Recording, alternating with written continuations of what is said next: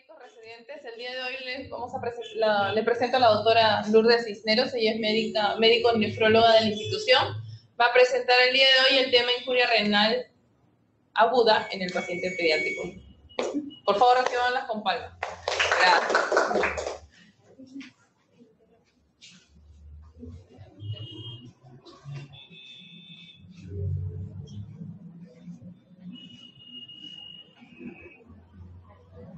Buenas tardes.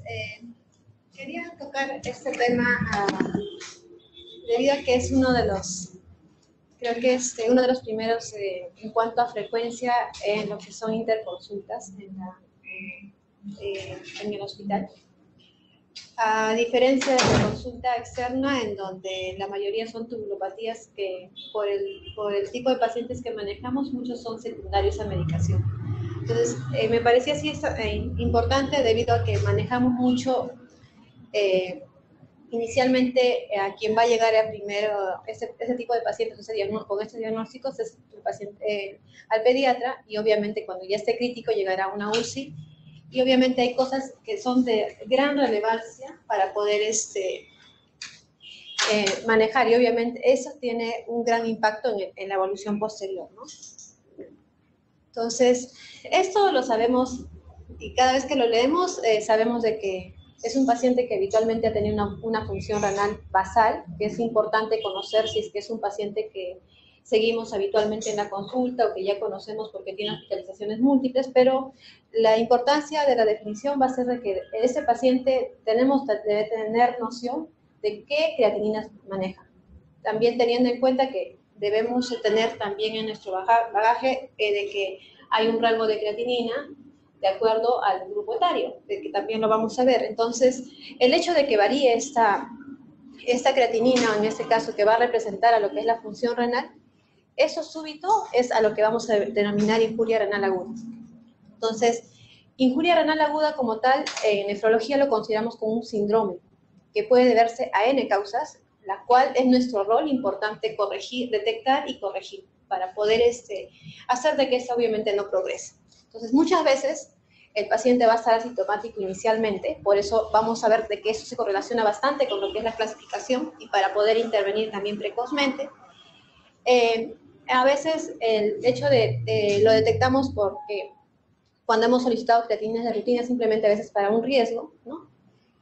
O porque durante nuestro balance este paciente comienza a tener oliguria, que es lo que muchas veces más nos llama la atención. Sin embargo, esta es en clínica lo que más nos impacta y nos damos cuenta de que hay deterioro de la función renal cuando tenemos el laboratorio, que por alguna razón hemos solicitado. Sin embargo, hay que tener en cuenta que nosotros usamos muchas veces nefrotóxicos dentro de nuestra cartera terapéutica y que muchas veces la mayoría de injuria renal aguda son más bien, y son las en las cuales tenemos mucha menos información de que muchas de ellas son no oligúricas. Más bien las que nos llaman la atención y las que van a ir mal, supuestamente son los que tienen bajo gasto urinario. Entonces, no siempre el gasto urinario nos va a ayudar, por lo tanto, para detectar injuria renal aguda. Es lo que debemos resaltar. Entonces, vamos a basar como texto, teniendo como referencia de que hay una guía NICE 2013 de injuria renal aguda y una CADIGO 12 del 2012 que habla en general todas las injurias renales agudas, incluida pediátricos, pero más población adulta. Sin embargo, NICE ha hecho una actualización dirigida más bien al pediatra y a aquellos médicos que tienen contacto inicial con lo que es los niños, en este caso, que van a estar expuestos a injuria renal. Esta guía es 2016. Me pareció importante porque está bien sencilla y obviamente resume todo lo que solemos leer, pero resalta bastante lo que necesitamos. Y sobre eso vamos a resaltar algunos detalles también. Entonces, importante, ¿por qué? Porque eso sabemos de que injuria renal aguda en cualquier situación definitivamente es un factor independiente para lo que es mortalidad. O sea, el hecho de que tengamos va a variar mucho en lo que es nuestro manejo, en la evolución y obviamente si no actuamos precozmente. Por lo tanto, está asociado a tanto estancia mayor y también a costos. Pero lo que nos preocupa a nosotros como especialistas y también buscar en ustedes de su rol importante, así como lo maneja. Ya está bien enfocado en cuanto a infección urinaria. El problema no son las infecciones urinarias ni la injuria renal en este caso, sino es su impacto posterior. ¿Cuál es? El que ese paciente tiene un alto riesgo de ser un futuro paciente con enfermedad renal crónica, que probablemente nosotros como pediatras no veamos, sino va a ser un futuro hipertenso que debute como enfermedad renal crónica en la adultez. Ese es su impacto clínico en la cual vamos a valorar, además de los costos, ¿no? Entonces, sabemos también de la evolución. Tenemos un número de pacientes que van a hacer injuria renal aguda. Sabemos que de ellos va a haber, de acuerdo a la severidad, unos sobrevivientes a lo que es injuria renal aguda, pero también que un grupo de ellos va a evolucionar a lo que es enfermedad renal crónica. Y ahí es donde debemos tener su rol. Y también refieren, si bien consideramos injuria renal aguda como un síndrome, enfermedad renal crónica también es otro síndrome, y ya se ve de que está, la cadena ya vuelve prácticamente, es un círculo en el cual un paciente con injuria renal aguda puede desarrollar enfermedad renal crónica, y un paciente con enfermedad renal crónica, ya sea en cualquier estadio, puede tener reagudizaciones a injuria renal aguda, ¿no? Y esto está en relación en este gráfico lo podemos ver, tenemos acá tejido sano, tejido renal sano. Sabemos que lo más frecuente es de que haya daño tubular, por eso hablamos de la necrosis tubular aguda, porque no se va a dañar en cierta forma netamente el glomérulo, sino que va a haber una disminución de lo que es la filtración, menos perfusión al nivel del glomérulo, pero eso va a hacer de que este túbuli no se irrigue bien y por lo tanto se dañe. Y lo que va a haber es la famosa, cuando ya estamos refiriendo de que es una establecida, de que obviamente hay bastante daño y hay que darle tiempo a que eso subsane, ¿no? O que sane. Esto en promedio 2 semanas. Preguntan, ¿cuánto orinará si tenemos un paciente oligúrico? Pues hasta que repare esto, promedio 2 semanas, y por ello también tenemos un esquema de seguimiento en la cual va a marcar el pronóstico, y en la cual decimos oliguria más de 10 días, otros dicen 7, obviamente paciente con alto riesgo de tener enfermedad renal crónica posterior. Entonces, esto de aquí puede tener reparación completa y nuevamente similar a esto. Sin embargo, un buen número por inflamación constante ya no va a quedar como un tejido obviamente reparado adecuadamente, sino como un paciente con inflamación persistente en la cual ya no va a haber daño. Incluso aquí es un tema importante que mencionar, es de que nosotros tenemos una reserva renal. Sabemos que tenemos 1 millón de nefronas en cada riñón. Algunos somos muy afortunados, nacemos con 1 millón o 1.200.000, ¿no? Que sería el límite superior, y otros somos muy desafortunados, por ejemplo, pacientes prematuros, pacientes con bajo peso al nacer, en las cuales justo están en el límite que serían los 600.000. Imagínense de que pase esto en un paciente con esos factores de riesgo. Obviamente su chance de desarrollar enfermedad renal crónica va a ser mucho más, y más aún si está bien demostrado que este grupo mismo de pacientes son hipertensos durante la adolescencia o adultez joven, ¿no? Entonces, esto es muy importante que considerar. Por lo tanto, cuando vigilamos siempre injuria renal aguda, en el contexto clásico de un paciente con una infección severa, ¿no? Una sepsis, pero para nosotros, pediatras que recibimos inicialmente o monitorizamos pacientes en la consulta o que tengan alguna intercurrencia infecciosa, lo primero, o muchas veces infecciones frecuentes, como son diarreas, lo más frecuente en cuanto a injuria renal sabemos de que es hipovolemia, pero la que nos puede causar más problemas es obviamente una sepsis, ¿no? Y lo otro que siempre estamos teniendo en cierta forma que hay que vigilar de acuerdo al medicamento que usemos, obviamente el hecho de que esto sea asociado a nefrotóxicos. Entonces, teniendo en cuenta a ello, sabemos que esto va a ser lo más frecuente. Puedo tener ya diferentes causas que esto progrese a una enfermedad renal intrínseca, y obviamente otras causas en las cuales seguramente cuando hablamos de injuria renal aguda vienen a la mente, pero obviamente no sabemos cómo enfocarlo, pero eso no es lo importante, sino intervenir ahora como vamos a ver. Y un tercer grupo que muchas veces de repente no sea lo frecuente población pediátrica, pero sí en pacientes con malformación de vía urinaria, en las cuales más aún vejigas neurogénicas, en la cual, y litiasis, en la cual una causa importante es neuropatía obstructiva, que también por ello ecografía va a ser importante de que lo consideramos para ver qué estamos manejando. ¿Realmente es una prerrenal? ¿Hay alguna malformación? que definir, más aún si nuestro paciente tiene múltiples morbilidades en las cuales hay que definir cuál es su anatomía renal, ¿no? Entonces, tenemos aquí, sabemos de que las creatininas van a variar de acuerdo al grupo etario, ¿no? Esto también está basado en guía NICE, estaba en milimoles por litro, lo hemos pasado a lo que es miligramos por decilitro, siempre considerando algunos datos y también teniendo en cuenta que siempre los pacientes neonatos tienen niveles referenciales de creatinina mayores a los que esperamos en el grupo pediátrico per se. Entonces, pero obviamente debe haber una curva. Si tengo una primera creatinina alta que me llame la atención, lo que debo hacer, si es que el paciente no tiene nada que vigilarse, debo simplemente hacer un control a los 3 o 5 días de acuerdo a mi programación de bioquímica para cerciorarme de que esa creatinina realmente está en descenso, porque es lo que se espera. Y prácticamente, como vemos, a partir de las 2 semanas ya tenemos nuestro esquema de valores de creatinina, en las cuales tenemos el límite inferior y el límite superior. ¿Por qué es importante ello? Es importante porque muchas veces no vamos a tener creatininas basales del paciente. De repente ha sido su primera hospitalización o ha estado manejado en otro lugar y por primera vez llega a la institución y por lo tanto no hay niveles referenciales o la creatinina basal que siempre buscamos. Por lo tanto, aquí sí va a ser importante definir o tener en conocimiento este límite superior para poder también hacer nuestra clasificación de injuria renal aguda. Por lo tanto, ahí vamos a ver. Y ya cuando obviamente tenemos en cuenta de que ya a partir de los 14 años vemos de que ya se diferencia entre lo que es el factor sexo, antes es todo similar, y a partir de los 16 años prácticamente los niveles son similares a adultos, ¿no? Entonces, ¿qué es lo importante en injuria renal aguda? Primero, reconocerla. Por lo tanto, reconocer, es decir, diferenciar, ¿será este paciente ya tenía una creatinina alta, era un paciente con enfermedad renal crónica, está reagudizándose o es netamente una injuria renal aguda? Hacerme esta pregunta va a ser importante, obviamente, con la historia. Por ahí, cuando ya tenga la ecografía posteriormente, no mi manejo inicial, voy a definir porque el tamaño de un paciente con enfermedad renal crónica va a ser pequeño y el paciente con injuria renal aguda va a ser más bien un riñón relativamente grande o normal para su edad, que también tenemos nuestras tablas y tranquilamente podría definir. Pero debe ser mi pregunta, o sea, para buscar datos en la historia de que si es una injuria renal aguda o una enfermedad renal crónica.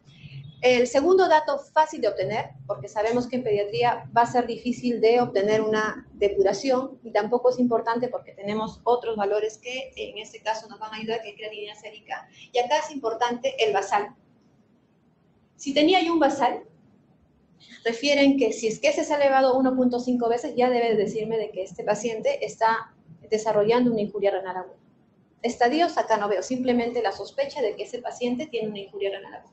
Sí, 1.5 veces el límite superior para la edad, teniendo como en cuenta la tabla, también es un dato importante para decirte que está desarrollando una injuria renal aguda. Oligúrica, no ligúrica, es lo que ya con clínica voy a evaluar. Si es que esta está entre el límite superior y 1.5, simplemente mi esquema debe ser que debo repetir. Si es que el paciente está bien, a las 24 horas, a primera hora, estaré repitiendo para valorar que estoy haciendo. Y obviamente voy a estar al tanto de que tengo en mi terapéutica, tengo algún nefrotóxico, pasó algo, su balance está negativo, el gasto bajó, el gasto urinario, y obviamente con todo, y si no hay urgencia, repito el día siguiente. No, es importante estar repitiendo la creatinina cada 6, cada 8 horas, porque ese no es un criterio de urgencia, sino la parte metabólica, no va a cambiar. Si ya corregí mis factores, simplemente tengo que ver en 24 horas el valor. Otro detalle es de que la creatinina sérica, como tenemos en concepto, es una sustancia que se eleva muy lenta.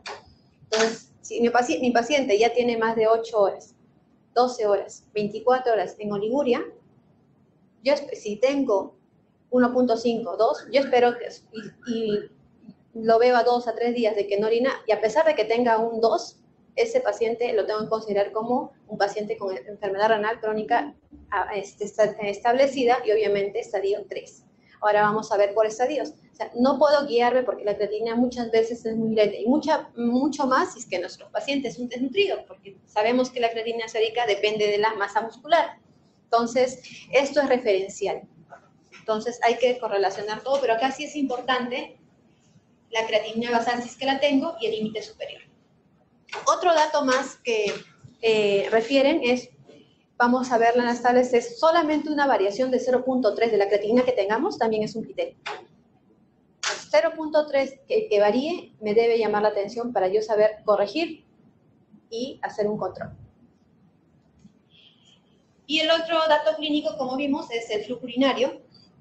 Sin embargo, no siempre vamos a tener gasto urinario disminuido. Más aún con nefrotóxicos, porque contraste, si el paciente está bien hidratado, ese paciente, a pesar de que tenga aumento de creatinina, no les va a desarrollar oliguria. Amicacina, si ese paciente no estaba deshidratado, no estaba con síndrome médico, cáusico, perfusión, tampoco les va a desarrollar oliguria. Simplemente ese efecto es por nefrotóxico, que es entre el tercer a quinto día. Sin embargo, si le coloco amicacina y ese paciente estaba deshidratado, le coloqué intramuscular, ese paciente sí va a hacer oliguria porque obviamente estaba hipoperfundido y sobre eso colocado un nefrotóxico. Entonces, hay que valorar que, y lo más frecuente, como les refería, era que se nos pasa muchas veces, porque no todo el tiempo tomamos creatininas, el uso de nefrotóxicos, ¿no? Y no oliguria. Este es un gráfico que compara, porque muchas veces hemos escuchado de Rifle, que fue el primer esquema para clasificar desde riesgo hasta enfermedad renal crónica, que es la estadio final. O sea, la evolución que vimos en el cuadro, en el gráfico, es esta, la primera. Pero sin embargo, luego se adaptó para lo que es la población pediátrica. Luego salió aquí, la clasificación aquí, que simplemente hace R, I y F, es 1, 2 y 3, se correlaciona. Y luego KDIGO, que es 2012.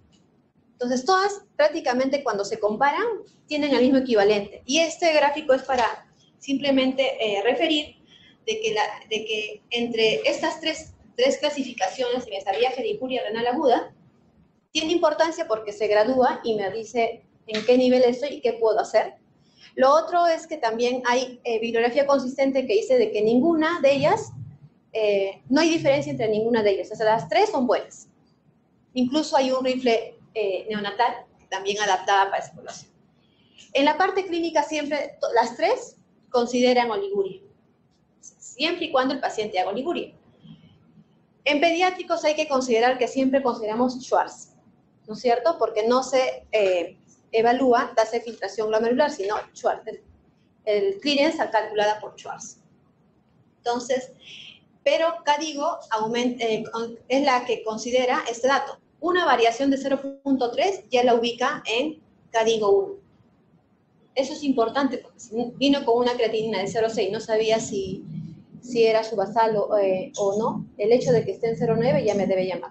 Tenía 0.4, 0.7, a pesar de que esté en el límite para algún grupo etario, ya me debe llamar la atención y por lo tanto plantear un siguiente control de creatinina y hacerle el plan para ello. Entonces, KDIGO es la que considera ello. Una variación de delta de 0.3 ya la etiqueta como ello. Entonces, no hay diferencia entre los tres, ¿no?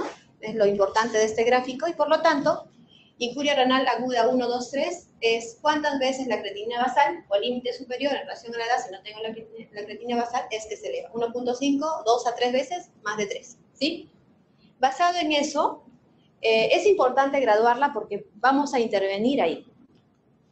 Entonces, KDIGO también propone algunas correcciones para cada estadio y ahí es donde vamos a incidir un poco.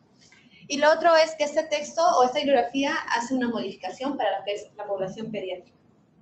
Entonces, refiere que si tengo un estadio 1, vigilo, veo mi RP y hago cambios en relación a si estoy usando algún nefrotóxico. Estuve usando amicacina, estuve usando, ¿qué fue? ¿No? O de repente por ahí justo el tercer día del uso de vancomicina, algo y valorar qué pesa más, si tengo que espaciar, si tengo que usar vancomicina por de repente una endocarditis, obviamente no la voy a suspender, pero de repente lo adecuado sea que en la siguiente dosis haga un dosaje de vancomicina y simplemente titulo y modifico el intervalo.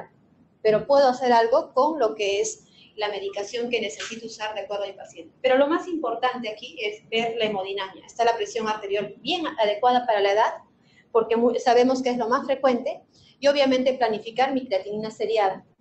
pero no es tan frecuente como cada 6, cada 8. Es lo que tengo que planificar de acuerdo a mi paciente y simplemente tener en cuenta de que si voy a hacer alguna modificación la hago y con ello voy a tener un primer control, por ejemplo, a las 24 horas o si considero a las 12 horas hay algún delta, ¿no? Alguna cosa que amerite que hay un cambio crítico en el paciente y por lo tanto amerito otra bioquímica y ahí podría considerar. El paciente ya debe tener monitoreo de flujo urinario. Debo valorar si este paciente necesita ya colocarse una sonda si es que no la tenía. Valorar también refieren tener niveles adecuados de glicemia, porque ambos extremos son factores también de riesgo para progresión de lo que es injuria renal aguda.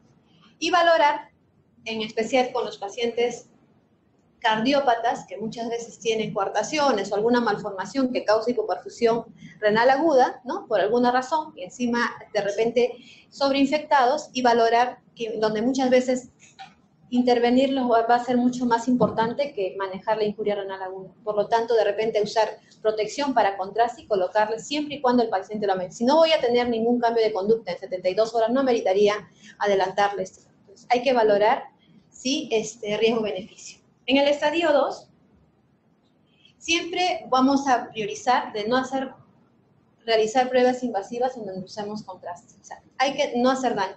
Monitorizar bien lo que es peso y balance. ¿Por qué? Estamos viendo de que estos pacientes, en especial el paciente hospitalizado, séptico, que se relaciona a oliguria, tiene un gran impacto lo que es la ganancia de peso. Más aún si se asocia a lo que es oliguria. Y ya está demostrado que así como injuria renal aguda es un factor independiente para lo que es mortalidad, ganar el 10% de su peso basal también es un factor de riesgo de mortalidad. O sea, por lo tanto, no hay que perjudicarlo sobrecargándolo de volumen. Más bien hay que lograr euvolemia para no hipoperfundir ni tampoco sobrecargarlo. Por lo tanto, un balance estricto es importante. Pues muchas veces la pregunta es, a este paciente no lo conozco, llegó por primera vez, llegó chocado y llegó con injuria renal aguda, por la historia. ¿Cuál es mi volumen para empezar? Ahí vamos a aplicar la del texto. Si tiene menos de 10 kilos, 80 por kilo. Si tiene más de 10 kilos, metro cuadrado, 800. Sin embargo, es para la primera indicación. ¿Por qué? Porque luego de 6 horas, yo puedo valorar si mi paciente tiene diuresis o no, si mi paciente tiene otras pérdidas o no, diarreas o no. Y por lo tanto puedo reevaluar, si es que veo que no hay diuresis, ese paciente solo va a necesitar sus pérdidas insensibles. No necesitamos 800 ni 80. Por lo tanto, cuando tenemos pacientes críticos con oliguria o anuria, prácticamente muchas veces solamente recibe 30 o 40 cc por kilo o 300 por metro cuadrado. Y eso es de acuerdo al balance. Entonces, no hay que sobrecargar al paciente porque no tiene más pérdidas en este caso que diuresis. Solo para la primera indicación sería eso, porque luego vamos a conocer al paciente y tener más noción de cuál es su balance. Por el factor que estamos mencionando, de sobrecarga. En el estadio 3 hay que regular, obviamente. Muchas veces aquí en el estadio 2 todavía no va a llegar a tasa de filtración de 50. Y sabemos que la medicación muchas veces, la mayoría, todas, se corrigen solo si está el aclaramiento por debajo de 50. Entonces, muchas veces no vamos a tener que corregir, pero tengo que calcular Schwartz, mi aclaramiento, y con eso voy a ver. Pero ya en estadio 3 muchas veces todos tienen menos de 50, ¿no? 30, 20, y de acuerdo a ello, corregir. Entonces, ¿cuándo debería interconsultar a nefrología, en otras palabras? Cuando el paciente esté aquí. Todo esto de aquí podríamos manejarlo como pediatras, porque es manejar perfusión, manejar medio interno, manejar balance. Y muchas veces no vamos a tener mucho que intervenir aquí, porque simplemente va a ser ya sea del paciente que está, o del médico que está en emergencia, del médico que está en la UCI, porque es balance y manejarlo. Y muchas veces valorar si va, luego de tener una buena volemia, necesito o no usar un inótropo. Entonces, si hay oliguria, teóricamente aquí, salvo que tenga alguna otra indicación para poder evaluarlo y valorar si tenemos que iniciar terapia de reemplazo renal temprano, en la cual también está demostrado su impacto en lo que es sobrevida al iniciar tempranamente reemplazo renal, ¿no? Siempre y cuando esté indicado.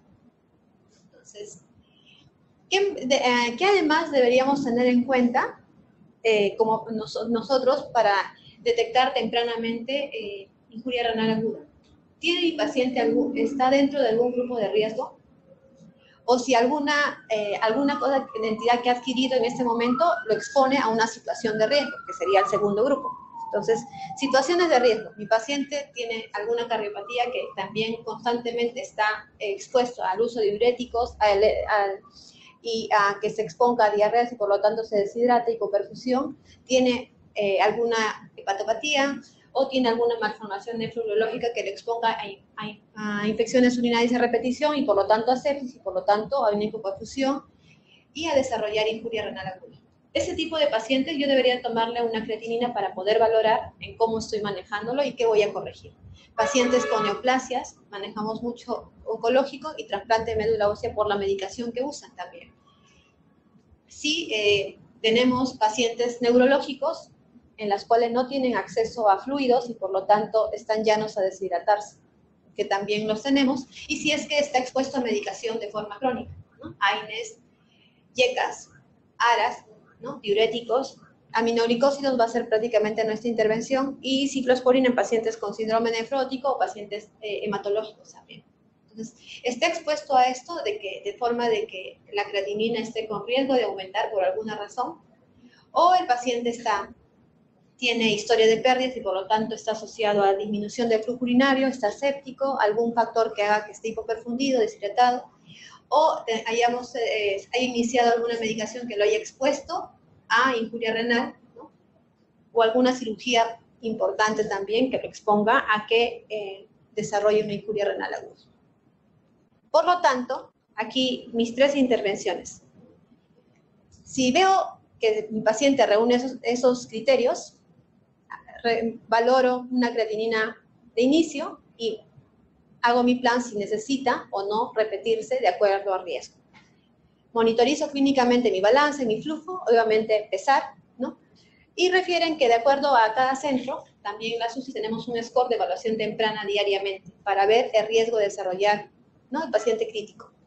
Valorar un examen de orina si me ayuda en algo, ¿no? A veces proteinuria, tener hematuria, o algún dato de que me diga de que este paciente podría estar desarrollando una injuria. Y si es que tengo la sospecha de sepsis, evaluarla bien y hacer el manejo correcto. Esto es monitorizar. Prácticamente no tiene, simplemente de acuerdo al grupo de riesgo y mi clasificación, es lo que voy a intervenir, controlando todas las variables. Luego, ¿qué debo hacer? Siempre asegurarme de que mi paciente tenga una buena volemia y una buena perfusión, ¿no? Y si es que está bien hidratado y a pesar de eso no tiene una buena perfusión, valorar fármacos, ¿no? Y con ello no hacer más daño. Si es que no necesita el paciente, a pesar de que reúne estos criterios de riesgo, no exponerlo a otros fármacos, en este caso, contraste que haga que progrese esa enfermedad renal. Entonces, de primera medida, ¿qué debo hacer? Urgentemente, de inicio, debo valorar. ¿Tiene mi paciente hipovolemia? ¿Por qué? Porque es lo más frecuente y ver la causa. Si ya enfoqué bien la causa y me inclino a que podría tener una enfermedad ya establecida o netamente renal, o de repente alguna obstrucción, debo tomar más exámenes. Dentro de ellas está la ecografía, que no debe exceder 24 horas.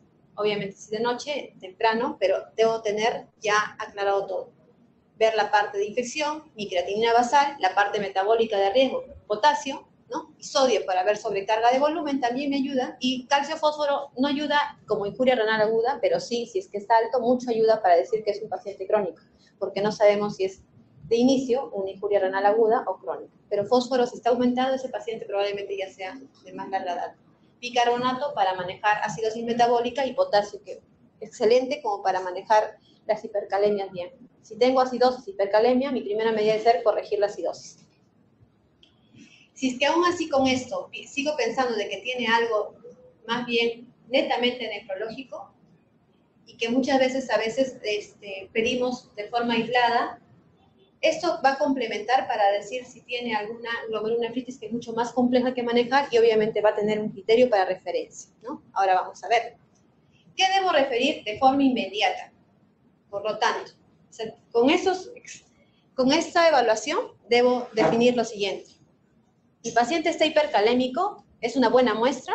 Estoy segura de que está hipercalémico, debo referirlo si es que no puedo manejarlo. O debo manejarlo de inicio y obviamente decimos hipercalemia refractaria, corrigiendo todo para no exponer. Porque tengo que tomar algo si es que obviamente en mi centro no puedo manejar esto. ¿Sí? Esto es lo primero que debo descartar, porque además de la injuria renal aguda, tomaré todas las medidas, pero la que expone al riesgo del paciente es esto. Si tengo un paciente con oligoanuria persistente, en la cual la proyección es a que no mejore esta diuresis en las siguientes 24 o 48 horas, y más aún si tiene un sodio menos de 125, quiere decir que tiene una hiponatremia importante, quiere decir que esto va con sobrecarga de volumen y probablemente todo lo que no responda a diuréticos y todo, no voy a poderlo manejar por más que lo restrinja. Por lo tanto, probablemente necesite apoyo para sacar volumen, que en este caso sería diálisis. ¿Qué debo también como situación de emergencia? Edema agudo de pulmón. Paciente con distrés, hipertenso, sin que no pueda manejar con diuréticos, debe ser un paciente que debe estar en el lugar adecuado. Si es que tengo cómo manejarlo, ya intervenir para lo que es diálisis para sacarle volumen. Acá refieren en esta bibliografía un corte de urea de 240, me parece que es demasiado. Aunque no debemos mucho, nos asustamos con 80, todavía eso es manejable médicamente, porque la mayoría es hipoperfusión. Cuando vemos que la creatinina, su basal era 0,5, y lo tenemos de repente en 0,8, y la urea está 70, eso es volumen. Tenemos que mejorar la perfusión renal. O sea, quiere decir que eso va a bajar rápidamente si mejoro la perfusión, porque lo más frecuente para que se disocie tanto es que nuestra volemia está muy contraída, entre comillas, de repente necesite albúmina, necesite mejorar esa intravascular, y si es que ya puse volumen, valorar si necesito un inótropo para mejorar ello, y por lo tanto eso va a hacer de que perfunda mejor riñón. Si es que lo tengo muy disociado, mejoren la perfusión, y eso puede. Entonces, sin embargo, tener valores por encima de 150, eso yo pienso que ya no va a mejorar. Y obviamente este valor lo han colocado, obviamente es un techo que obviamente, definitivamente ese paciente necesita de hielo. Paciente urémico, que obviamente no va a mejorar. Referencia temprana, o sea, entre comillas, no hay que preocuparse si es que lo he sacado ya resolví eso, no está expuesto a ello, pero un paciente que tiene ya una creatinina persistentemente alta, ¿no? Ya veo que la tendencia es, y ya no presumimos de que el daño haya sido prerrenal, de que no es por hipoperfusión, sino de que principalmente un adolescente, ¿no? O mujeres o escolares de sexo femenino en particular, donde el aumento de la creatinina, la hipertensión arterial, la sobrecarga es netamente por un problema estrictamente renal o sistémico. En este caso, lupus o vasculitis. Entonces, donde ya hay que planificar la referencia, obviamente estabilizar al paciente, ¿o para qué? Porque este paciente necesita una biopsia renal.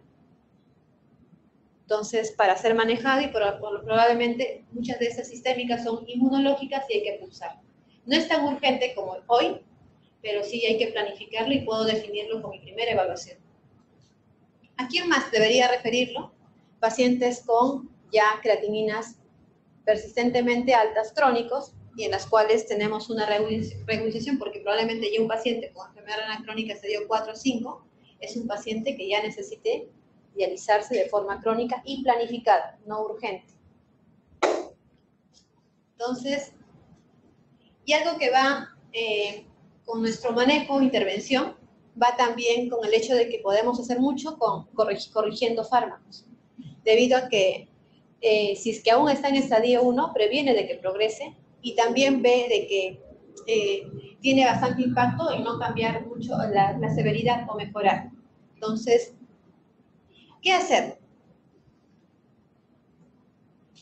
Hay con alguna medicación en las cuales tenemos que parar definitivamente, es decir, no colocarla, algunas evitarlas y otras hacer algunos cambios porque necesita esa medicación. Tenemos muchos pacientes cardiópatas, usuarios de yecas de forma crónica. Esos cardiológicamente obviamente lo benefician, pero en determinadas situaciones son factores para injuria renal aguda. Entonces, si es que ese es el factor, hay que suspenderlo transitoriamente porque en algún momento se va a reiniciar y vigilaré lentamente la función renal para poder ver de que es el momento para continuar.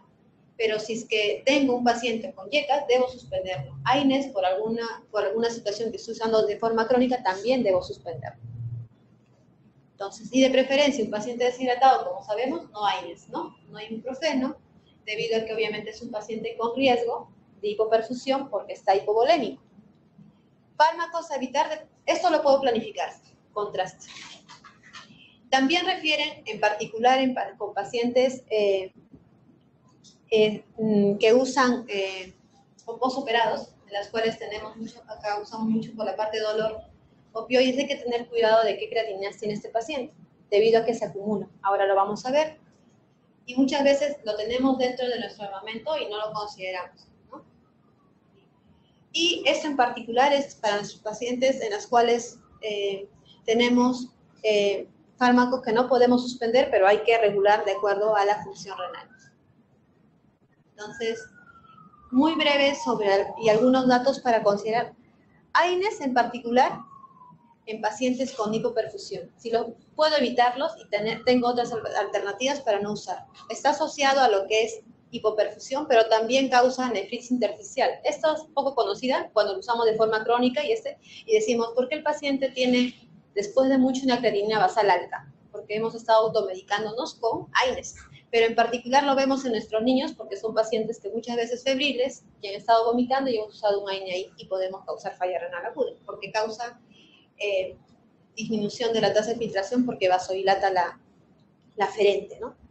En opioides, que para considerarlas no son del todo santos, ¿no? Porque se acumulan y podemos tener trastornos de lo que es la parte neurológica. Por lo tanto, debo tener cuidado también cuando el paciente está deshidratado y usar aquellos que no se acumulan tanto o que se tratan de otra forma, que en este caso podríamos considerar fentanilo o que muchas veces usamos en la UCI, ¿no? Entonces, se eliminan de otra forma que no es la renal. Entonces hay que tener cuidado. Esto, no se asusten, simplemente es para resaltar. Cuando usamos aciclovir, que muchas veces lo usamos como antiviral en algunos pacientes con factores de riesgo de desarrollar infecciones virales severas, ¿no?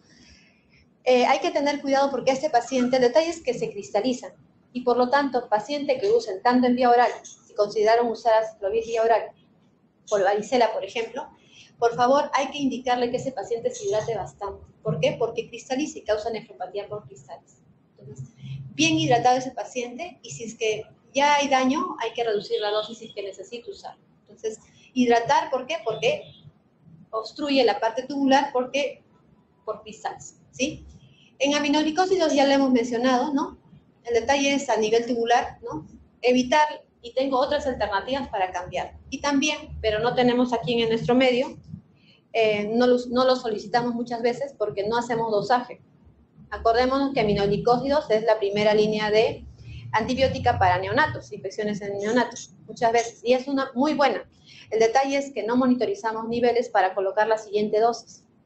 Entonces, si tuviésemos, deberíamos usarlo porque es una buena para no escalar tanto, ¿no? En lo que es antibióticos, pero el detalle es que deberíamos monitorizar. Y lo otro es de que acordémonos que tanto contrastes como fármacos, muchas veces, en particular aminoglicósidos, el aumento de creatinina habitualmente cuando el paciente está bien hidratado es entre el tercer al quinto día. Entonces, no hay que olvidarse de tomar un control de creatinina entre el tercer y quinto día, como nos está yendo. Si hay cambio de creatinina, tengo que optar por otra terapia para no tener nefrotoxicidad por aminoglicósidos, ¿no? Anfotericin, nosotros estamos mejor porque tenemos liposomal, que es lo que consideran, si lo pudiese evitar mejor, pero también la bibliografía refiere de que si es que uno ya estuvo usando anfotericin de forma adecuada, hidratado, prehidratado, y aumenta la creatinina por otra razón, deberíamos mantener los niveles de anfotericin, obviamente disminuyendo la dosis. O sea, no siempre, pero obviamente ya nuestra situación ha cambiado porque nosotros sí tenemos anfoliposomal, ¿no? No consideraba mucho fluconazol, pero también se acumula. Hay que tener cuidado cuando tenemos falla renal establecida. Penicilinas también refieren, entonces hay que tener en cuenta y usarlo de forma adecuada. Cotri, que también nos automedicamos, ir a banco con niveles. Acordémonos que en falla renal establecida, vancomicina se puede usar cada 3, cada 5, cada 7, hasta cada 9 días. De repente, con una dosis ya tenemos cubierta los 7 días que necesitamos, o con 2 dosis los 14 días. Entonces, hay que monitorizar y hay que solicitar niveles. Tenemos niveles para decir y titular el intervalo. Esto en falla renal, injuria renal aguda establecida, obviamente el intervalo ya corrijo mínimo a 3 días.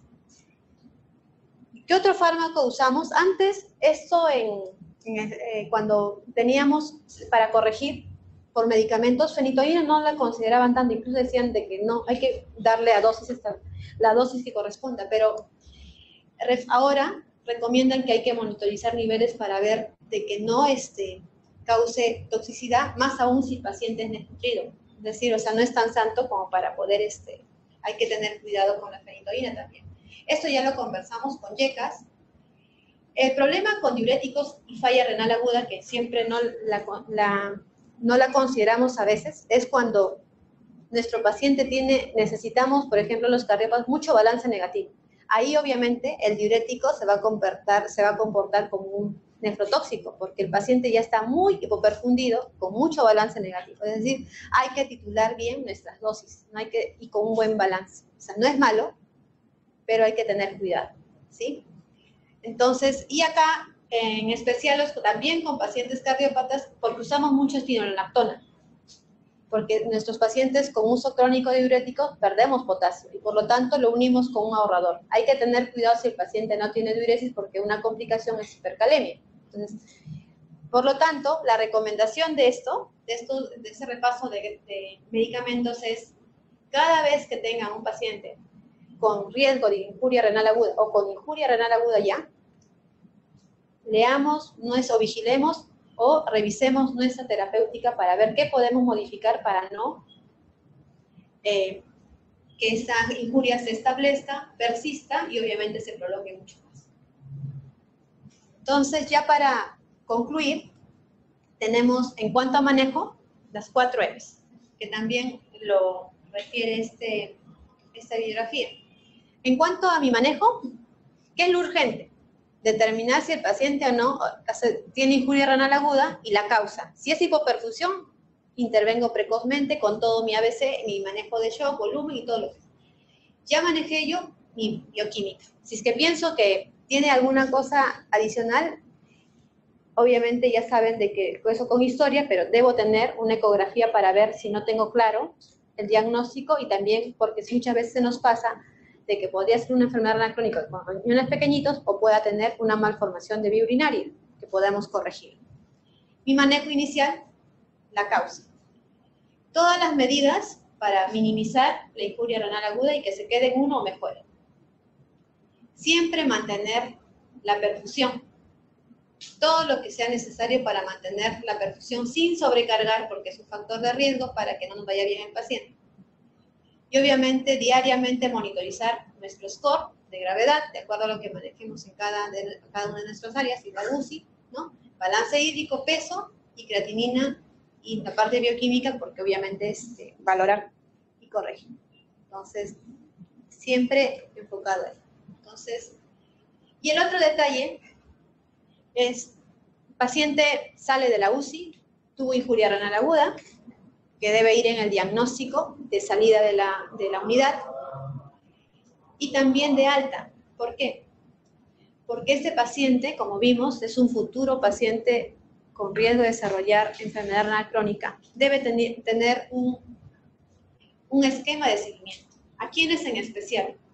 Paciente que se dializó no debe perderse, porque este paciente puede quedar hipertenso, que es un factor de progresión para enfermedad renal crónica, puede tener proteinuria y puede intervenir tranquilamente y precozmente usando, en este caso, YECAS para disminuir la proteinuria, porque también hace que progrese la enfermedad renal crónica y hacer que se retarde si es que este es un factor, ¿no? Y obviamente, si ya quedó crónico, con más de 3 meses, con creatinina. Paciente con injuria renal aguda tiene que tener un control al alta por pediatría, y en este caso, si es que tiene esos criterios, también por nefrología paralelamente con ustedes.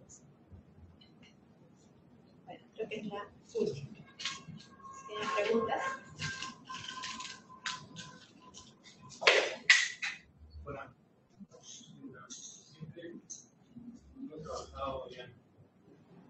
cuando tuve un paciente chocado, siempre la pregunta más difícil es ¿hasta cuándo le va a poner el volumen? ¿No? Realmente si uno coloca uno de estos bolos, cuando se dice un bolo, si no mejora la presión, si uno le coloca el siguiente bolo, y ves si mejora o no mejora.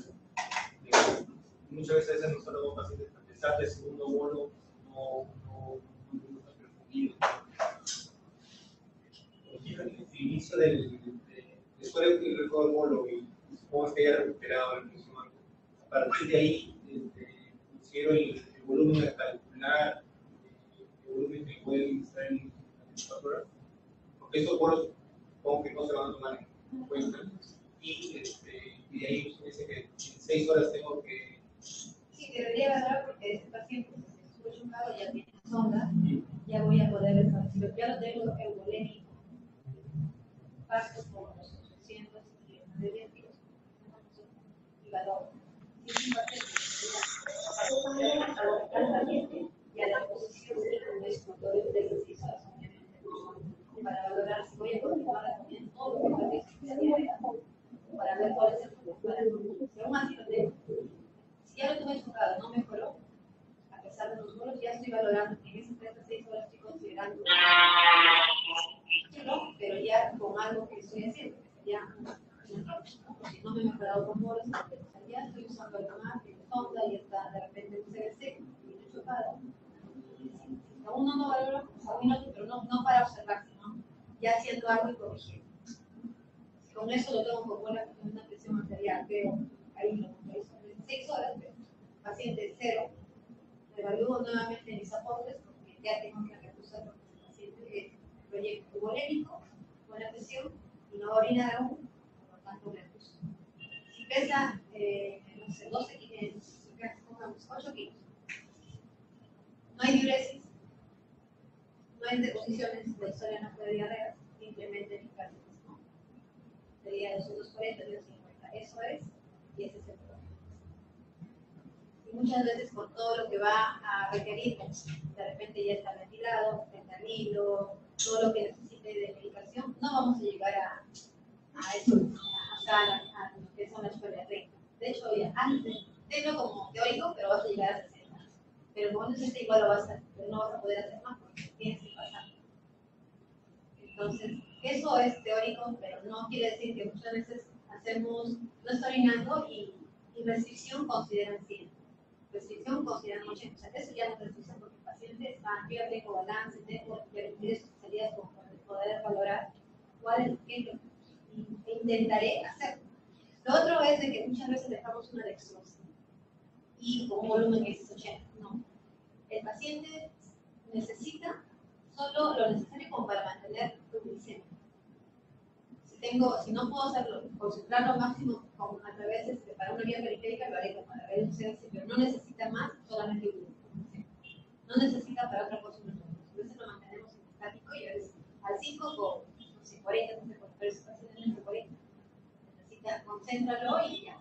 Entonces necesita menos volumen, a pesar de que pareciera que está recibiendo poco de la infusión que no hay que reevaluar con prácticamente el paciente que está algoritmo. Sí.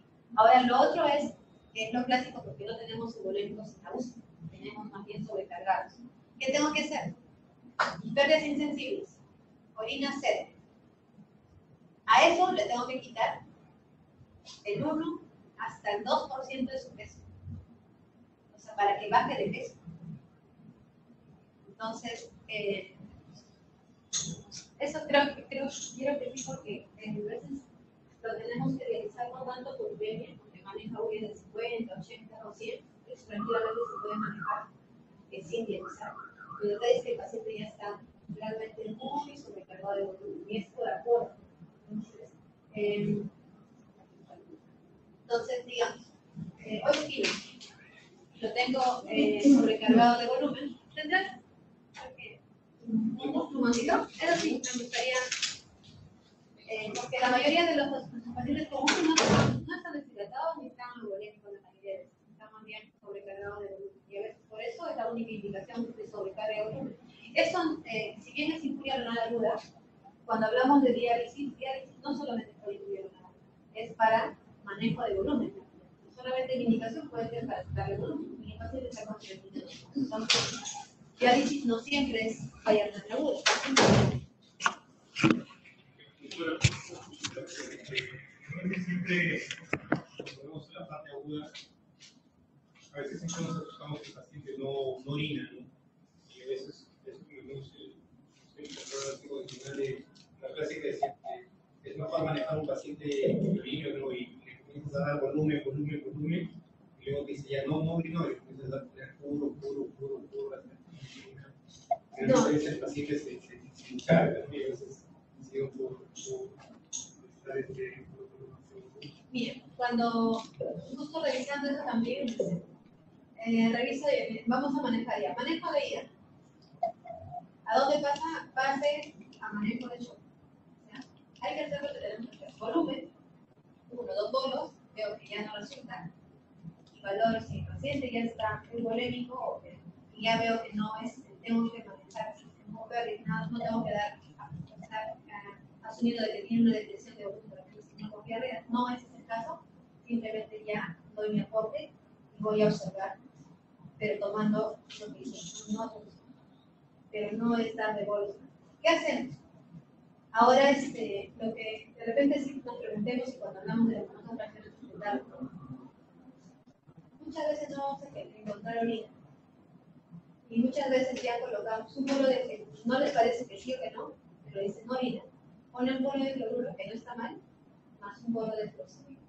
Refieren que primer bolo de furosemida, 1 o 2 por kilo, post bolo. No responde a la hora, podríamos colocar, y muchas veces recomiendan una megadosis. Si no responde, ya no coloquen ni anúrico, bomba diurética no sirve, porque no tengo diuresis. Se puede hacer más daño. Acuérdense que furosemida también está ahí colocado causa ototoxicidad. O sea, no hagamos más daño. Si no hay orina, no sirve. Cerco monitor, está hipoperfundido. Piensan que pasándole volumen y un bolo de furosemida va a resultar. Si no hay, paramos ahí. Entonces, no es colocar ni colocarle, porque el paciente lo vamos a tener realmente a las 6 horas, van a ver que lo vamos a tener bien sobrecargado y el paciente toma una placa de edema de pulmón por sobrecarga de volumen y obviamente va a estar en ventilador con parámetros altos y obviamente más invadido. Entonces, digamos, diuresis a 6 horas. Obviamente estas medidas son para UCI mucho más cortos, ¿no? 6 horas, 0. Me voy a proyectar. Este paciente ya puse bolo 1, bolo 2 y le puse 9. Evalúo a 3 a 6 horas. No estoy colocando ningún nefrotóxico, valoro si voy a colocar alguna cobertura. Acuérdense que también en manejo de shock, si es que el paciente está como medida, si hay piensan de que tiene alguna infección, se interviene, ¿no es cierto? Eso es igualito para también IRA. O sea, intervengo, pero obviamente regulo de acuerdo a lo que necesite, porque tengo que valorar qué más, controlar la infección o manejar la IRA, obviamente sin hacer mucho daño. Entonces, coloco, ¿cuánto me correspondería a 80 por kilo acá? Todavía inicial, muy inicial. ¿Cuánto es? 640. 640 es 20, 30 más o menos, 25 ml por hora. ¿Sí? A 6 horas mayoría. Entonces, a 6 horas. 0 de diuresis. ¿Qué otras pérdidas tengo? Solo insensibles. Pérdidas insensibles para 8 kilos. No tengo deposiciones, no tengo ningún otro gasto. ¿Cuánto sería? 240, ¿no? Acá era 640. Voy a decir 30 por kilo. Y también no estamos considerando algo, pero casi no lo tenemos en cuenta. Para enfermedad renal crónica no varía las pérdidas insensibles. 400 más de 10 por metro cuadrado, más de 10 kilos, ¿no? Por metro cuadrado, y menos de 10, lo mismo. Pero en falla renal aguda refieren de que hay que considerar 300 y 30. O sea, las pérdidas insensibles encima disminuyen todavía. O sea, es mucho menos en falla renal aguda. Si considero 30, este paciente tendría de volumen a aplicar 4. ¿Y esto cuánto es? 10, 12 ml por hora. es 30 por kilo, ¿no? Digamos, ya voy a ser buena y 40 por kilo, pero tengo que ver si con todo lo que le estoy aplicando logro esto, pero no van a lograrlo porque saben que su paciente va a necesitar hasta 500 y ese, ¿no? O sea, pero debo intentarlo. Pero si tengo aplicándole una dextrosa más algo, hay que valorar bien porque no lo necesita, solamente porque muchas veces nuestro paciente de shock incluso está hiperglicémico. Y una forma de manejar, entonces, si no tengo hiperglicémico, en teoría no necesitaría un cloruro, una dextrosa, ni tampoco el cloruro, que muchas veces hacemos el cambio, cloruro. Si no necesita y está bueno, no coloquemos cosas que no necesitan porque vamos a sobrecargarlo. Y en 24 horas lo vamos a tener con una placa blanca, con un PEP súper alto, con riesgo, con mayores riesgos. Entonces, solo para iniciar esto. Y luego reevalúo y defino para no cambiar en cierta forma la evolución de ese paciente que vino con ira y ahora terminó sobrecargado, ¿no? No sé si hay... Muchas veces no se logra, eso es cierto, pero hay que intentar retirando lo que no.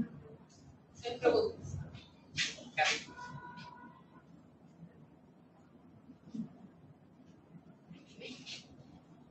Esa pregunta. Solicitaría, si es que es un paciente medicado, y muchas veces queremos ver cómo está. Si es que es un paciente que es continente, o sea que pide, lo importante sería tener mejor un aclaramiento, una depuración de creatinina. Siempre proteinuria, para ver si cuál va a ser mi basal, y un examen de orina que ayuda muchísimo. En el aclaramiento vamos a tener, la creatinina va a ser mi referencial, y con ello valoro, si está todo bien, lo dejo tranquilo, ¿no? Y si no, monitorizo la proteinuria para hacerle un control. Así que, otro dato importante, ayuda muchísimo el examen de orina, pero para decir que tiene, así como la injuria renal aguda es un síndrome, la enfermedad renal crónica es un síndrome, la hematuria también es un síndrome. 3 exámenes de orina sin ninguna infección urinaria, sin ningún factor diferentes, recién hacen el diagnóstico de hematuria como síndrome. Proteinuria, lo mismo. 3 exámenes de orina diferentes, donde haya proteinuria. Entonces, no mandemos, el pediatra, deberíamos como pediatras hacer el primero, de que no tenga ninguna intercurrencia, de repente alguna secreción, o de repente alguna infección urinaria baja, o de repente está con eritema perineal que le exponga algo de hematíes, ¿no?, en la orina. Todo controlado y repito a la semana. 3 exámenes con proteinuria o hematuria hacen recién el síndrome, para que no se preocupen, porque puede ser igual un error de laboratorio, un error de toma de muestra, o no están las condiciones adecuadas. No hay que preocuparse. Si el paciente no tiene ningún otro factor de riesgo, evaluemos bien y con eso consideramos ampliar esto. Era la única pregunta que había. Muchas gracias, doctora. Le agradecemos a la doctora.